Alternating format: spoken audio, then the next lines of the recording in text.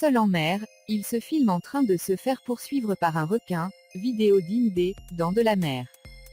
Avant de commencer cette vidéo, abonnez-vous à ma chaîne et cliquez sur la cloche de notification pour ne rater aucune de mes vidéos. On commence. Seul dans l'océan Atlantique, un soldat britannique de 28 ans fait une rencontre aussi dangereuse qu'excitante. On vous raconte tout. Pour récolter des fonds pour l'association Brain Trust, Jack Jarvis réalise le record d'aviron sur l'Atlantique. Un challenge qu'il a éprouvé physiquement et mentalement, car il y est allé seul, livré à lui-même.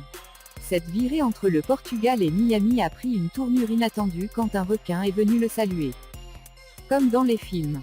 En l'honneur de son grand-père qui a tragiquement laissé sa vie après une tumeur du cerveau en 2007, Jack Jarvis a réalisé un potentiel record d'aviron.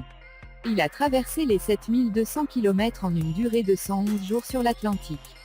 Ainsi, alors qu'il était interviewé chez le Daily Star, le soldat raconte son expérience.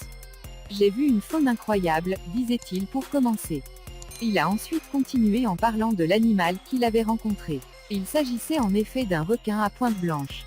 Ce genre de requin peut aller jusqu'à 3 mètres de long. Il est classé assez dangereux dû à son comportement territorial. Le soldat ramait le long de l'océan quand il a vu la nageoire du requin. C'était presque comme un moment des Dents de la mer, disait-il.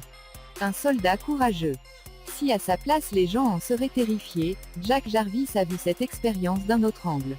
En voyant le requin traquer le bateau, ce dernier a trouvé cela excitant.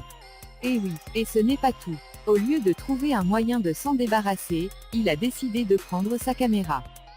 Il traquait le bateau, j'ai mis ma main dans l'eau et j'ai pu en prendre de bonnes photos avec ma GoPro, disait le courageux soldat. Même si la plupart des gens auraient jugé sa réaction comme étant irraisonnable, lui n'a pas vu en cet acte quelque chose de si dangereux que cela. Le soldat explique son geste. Il confia que pour lui, du moment qu'il pouvait avoir un œil sur le prédateur, il ne le perdra pas de vue. Peu de gens auraient vécu la même expérience que lui. Rares sont ceux qui ont la chance de pouvoir raconter qu'ils ont vu un requin d'aussi près.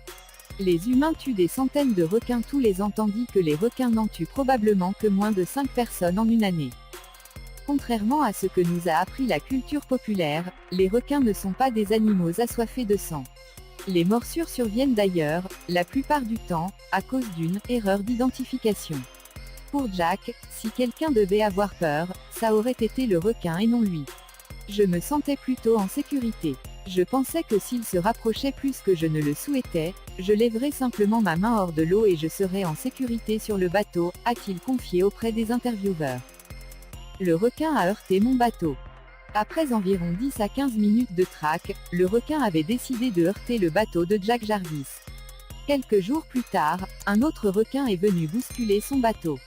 Il a heurté mon bateau et le bateau a basculé et je savais que ce n'était pas une vague et c'est à ce moment-là que j'ai vu le contour gris du requin marlin, puis j'ai commencé à utiliser la GoPro, raconte-t-il.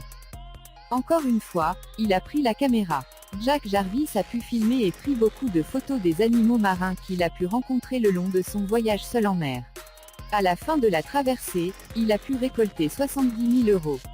Cette somme a été directement versée vers l'association caritative qui aide les personnes qui souffrent de cancer et de tumeurs cérébrales. Au long de son périple maritime, Jack Jarvis avait reçu une vidéo d'un certain David Beckham qui l'avait encouragé. Brain Trust Charity. Cette association britannique se bat pour un but qui touche plusieurs personnes dans le monde. C'est la plus grande association caritative qui vient en aide à ceux qui ont été diagnostiqués d'un cancer ou d'une tumeur cérébrale. Ils apportent leur soutien en les personnalisant selon les besoins du patient ainsi que ses proches.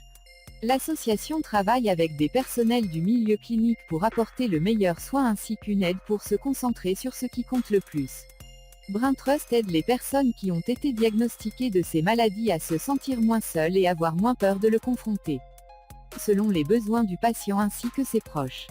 L'association travaille avec des personnels du milieu clinique pour apporter le meilleur soin ainsi qu'une aide pour se concentrer sur ce qui compte le plus.